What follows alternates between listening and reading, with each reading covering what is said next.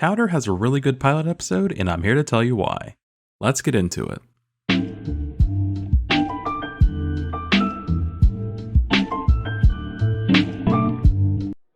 Many shows have great pilot episodes, but despite that, sometimes a show just changes direction over time and diverges from the vision it originally presented to us. And inherently, that's not a bad thing. Sometimes a show just needs to get a couple episodes under its belt before it finds its footing. But what if a show's beginning was so solid from the start that the show didn't have much need for improvement? Well, I believe a show like Chowder fits that very description, and it's time to find out why with the pilot episode, The Froggy Apple Crumple Thumpkin. Before we get into it, as always, feel free to leave a like if you enjoyed the video, and don't forget to smash that subscribe button if you want to see more content like this. Just be sure to get consent before you do. And now, on with the review.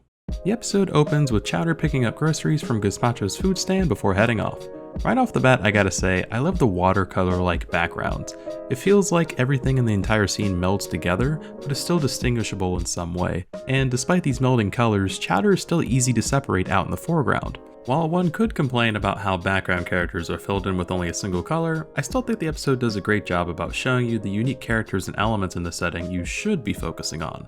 Sure, it may be weird seeing a dog playing a guitar, but what's even weirder is seeing giant snails being used as cars, or a rat kid with a burning candle on his head, which we later learn his name is Gorgonzola. And despite him not being present in the rest of the episode, I think in retrospect he stands out as someone we might expect to see again several times throughout the series. Moving from there, the episode continues on with a montage of Chowder running around in different scenes, eventually stopping by the Thrice Cream cart. In addition to literally the first scene of this episode, this little pit stop highlights Chowder's eating habits, showing us that despite him being in the middle of a food run, his appetite has a tendency of getting ahead of his work. It's a consistent theme for him which would remain highly prevalent throughout the series, and it's definitely something we'll see later on in this episode.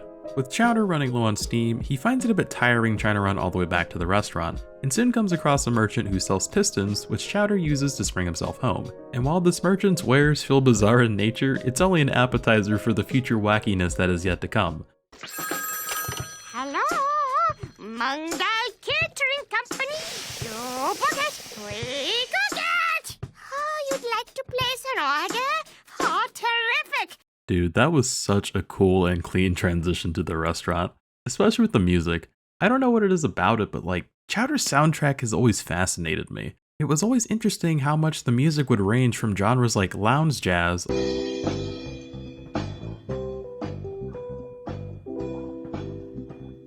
all the way to what I think is referred to as organ funk.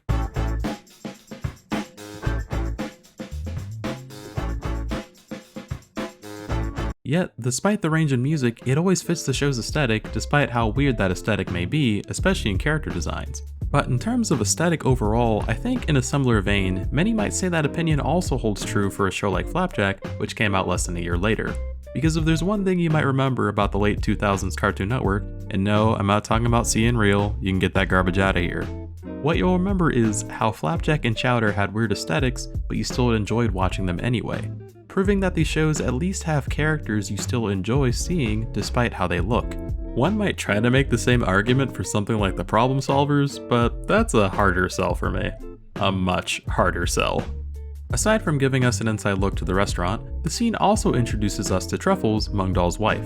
She's kind of the face of the business given that she handles most of the customer interactions, but is also, ironically, the last person you'd likely ever want to talk to due to her sometimes aggressive and frightening nature. She often has a tone that fluctuates from calmly quiet, aggressively quiet, and loudly aggressive, all of which causes characters within the show to be afraid of her, including Mung himself. Mung is Chowder's mentor and overall a man he both idolizes and respects.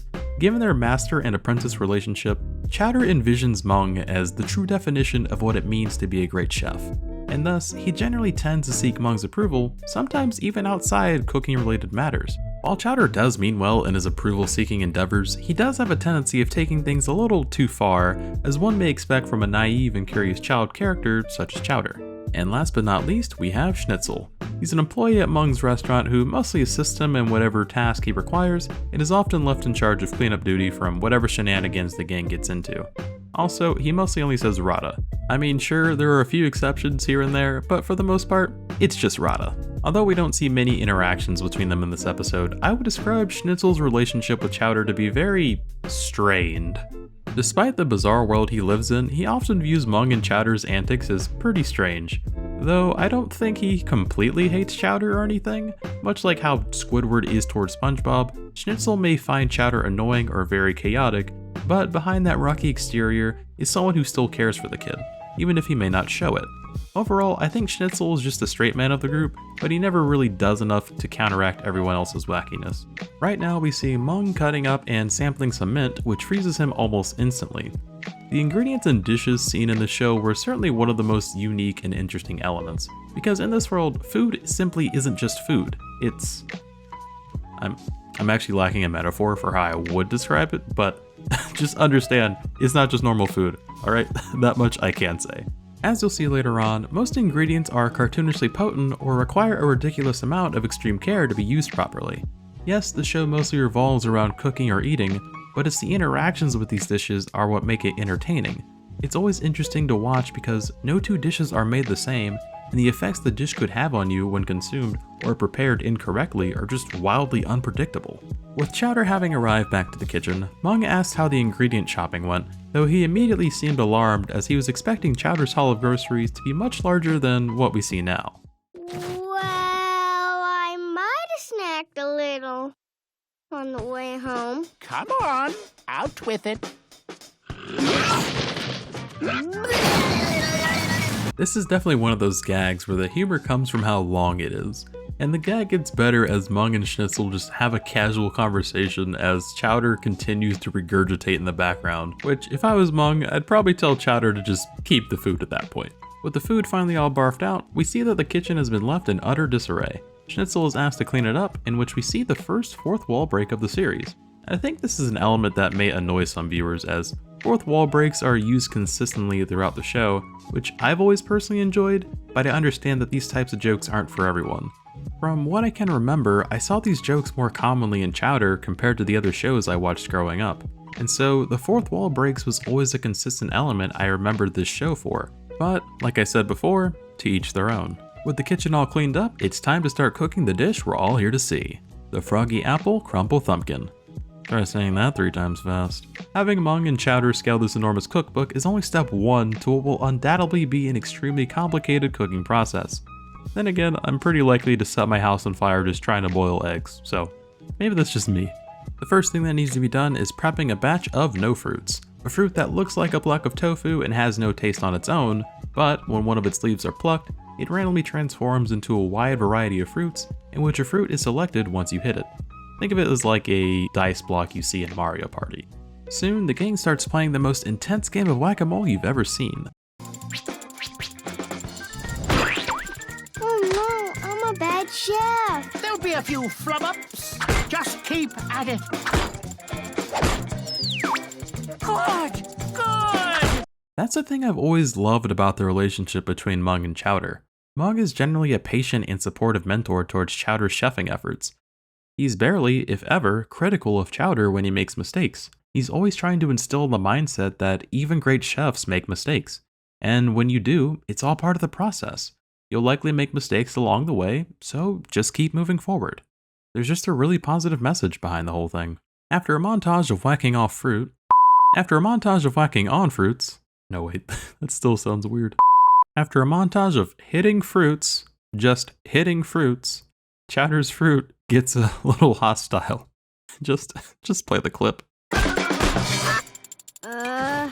Oh my golly, what the heck is this?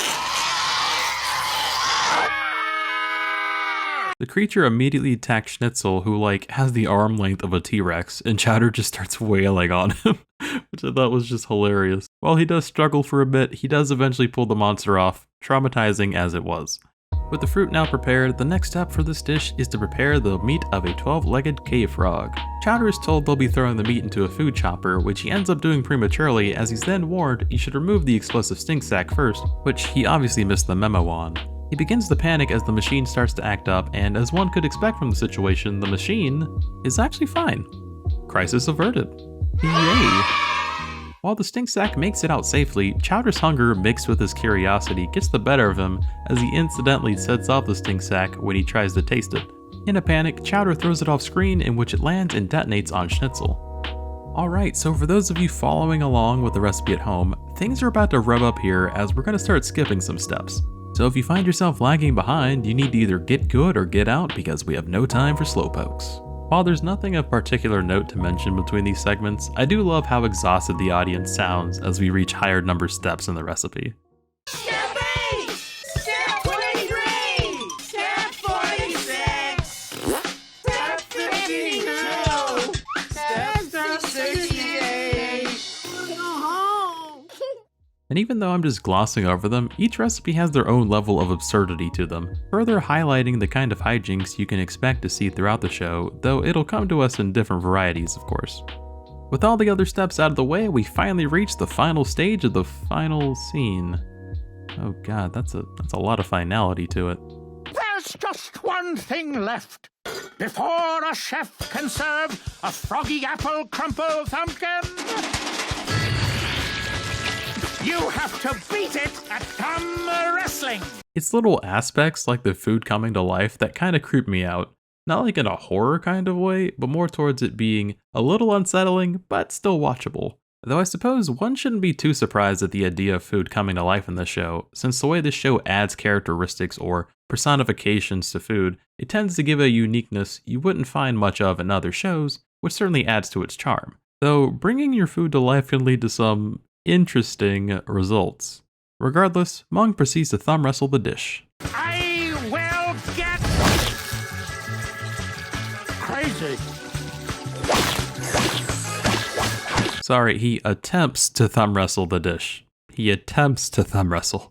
With Mung horrendously losing this fight and Schnitzel not being paid enough to help, Mung tags in Chowder to help with the situation. While it feels like Mung just completely abandoned Chowder in a fight that's going nowhere, he does instill one piece of advice in Chowder to help. Just remember, before serving a dish, a chef must always Taste it! I love how Mung's words suddenly instilled confidence into Chowder here. Since Chowder is a child, he'll often exude childish behavior, meaning he's highly curious, enthusiastic, or impulsive towards things he enjoys, and by that same token, he acts cowardly or is defiant towards things he doesn't enjoy or scares him.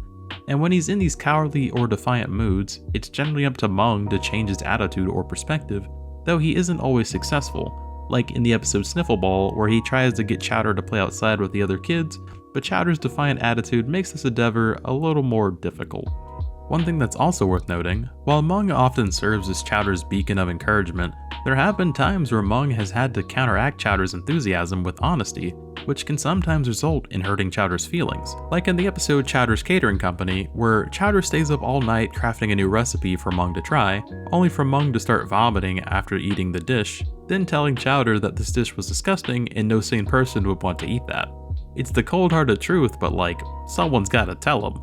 All of this is to say, I think Chowder and Mung's relationship really shines in this pilot and is often tested and expanded upon really well across the series. Anyways, let's wrap this up, shall we? With Mung's words of advice, Chowder realizes he can win this thumb wrestling match with what he does best: eating. Which is kind of cheating, but I'll let it slide.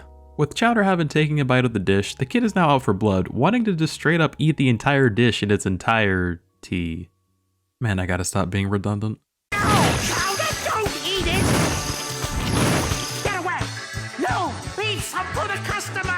The dish is able to safely make its way to the customer. Mung warns the guy to just start booking it before Chowder gets free, and the gang revels in the fact of how well that entire order went. And that was the Froggy Apple Crumple Thumpkin. I think this is a really solid pilot even after looking back at it over a decade later. I say this because it's pretty common for a cartoon to have certain aspects of it changed over time, especially when compared to its very first episode. This could be things like writing styles, art direction, character designs, the list goes on. And when a show goes through these changes, it can either make a show better or sometimes even worse. A show like SpongeBob, for example, is highly praised for its writing in earlier seasons. While many would agree that the SpongeBob pilot was pretty good, even more would tell you that the writing got even better throughout seasons 1 through 3. That's when people felt the writing team just found their groove and was hitting their strides. You know, there's a reason why these are referred to as the golden seasons of SpongeBob. Now, don't get me wrong, there are still plenty of good episodes that happen after season 3, it's just that the memorability and quality of such episodes tended to lack consistency as the show went on. You can look at old character designs from the Fairly OddParents pilot and see how everyone's designs were slightly updated as the show went on, which I definitely think was an improvement. Well, up until they started animating in Flash, but we don't talk about that.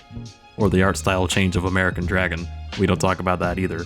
Needless to say, Chowder has set such a strong foundation since its pilot. I'd say outside of changes in character design, the show has practically remained consistent throughout its 3-season run. I dig its unique choice in music. I love its static fill pattern technique on characters' clothing. I enjoy its slapstick and occasional fourth wall breaking humor.